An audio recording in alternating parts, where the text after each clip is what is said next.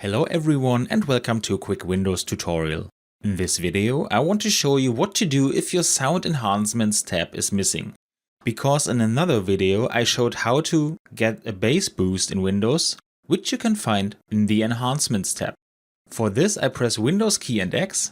Here I click on Device Manager and now I go to Sound, Video and Game Controllers. I look for the Realtek high definition audio device. In this case it is simply called high definition audio device. I right click and select Update Driver. Now I click Browse my computer for drivers. We could browse up here, but I prefer clicking Let me pick from a list of available drivers on my computer.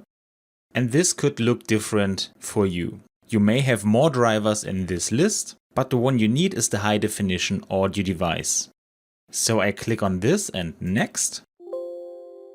Here I click on Yes, and then the driver is updated. In the last step you have to restart your computer and then the Enhancements tab should be visible for you.